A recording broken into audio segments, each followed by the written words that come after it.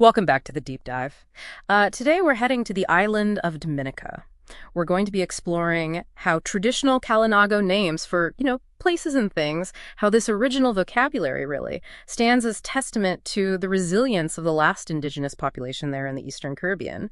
Our mission, I guess, is to see how language acts as this kind of surviving cultural fingerprint. Yeah, and it's fascinating straight away, isn't it, how political these names can be. I mean, the biggest linguistic reclamation effort, probably the most visible one, happened back in 2015.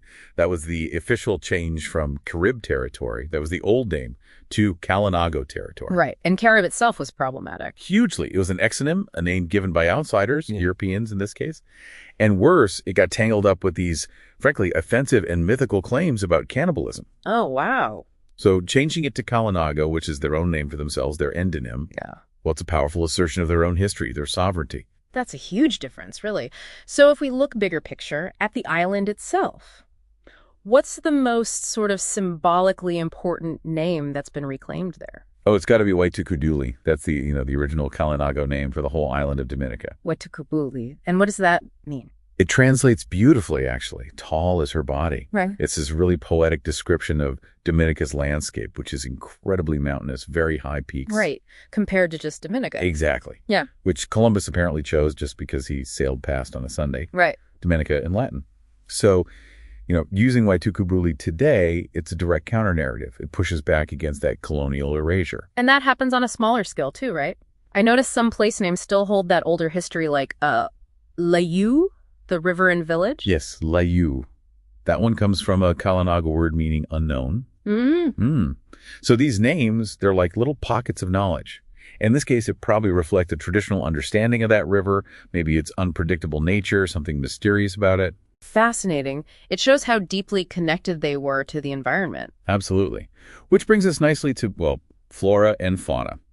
The names there often carry traditional ecological knowledge, too.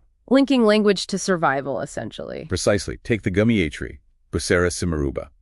That name is still commonly used. Why? Because its wood was absolutely vital. It was the primary material for building their canoes, their canoua. Ah, the canoes were central to everything. Trade, travel. Exactly. So the word sticks because the resource, the tree, was so fundamental to their culture and survival. But some words didn't just stick, they changed meaning. I was really struck by the story of Mabouya. Today, that's the local name for a lizard, the Dominican skink. That's right. But originally, Mabouya wasn't an animal at all. It referred to an evil spirit in the traditional Kalinago belief system. Wow, that's quite a shift. From evil spirit to common lizard. It is. And it tells you something about cultural adaptation. As Christianity became more dominant, the old spiritual framework perhaps faded for many. But the word itself, the sound Mabouya, it survived. It just got, reassigned to something in the natural world they saw every day. A linguistic echo, if you like. And sometimes those echoes travel really far. I found this amazing. The English word anole for the lizard. Yeah. It comes directly from the Dominica Island Carib word Anoli. Their language is literally embedded in global English. That's a fantastic example of linguistic persistence, isn't it? Especially when you consider that the indigenous language itself was largely replaced over time by French Creole and, of course, English. Which highlights the importance of modern efforts to, preserve and revitalize what remains. Definitely. And you see that happening. Think about places like the Kalinago Barana Aute, the Kalinago village by the sea, in Bataka. It acts as a sort of living museum. It's not just about language snippets. It's preserving traditional architecture, too. You can see the Ajoupa, the cooking sheds, the Carbay, which were their communal huts. That's crucial work. But it must bring challenges, too. I'm thinking about tourism. On one hand, it provides income, encourages traditional crafts like, say, basket weaving, keeping skills alive. Right. There's a definite economic benefit, which can be vital for cultural continuity. But, there's always the flip side.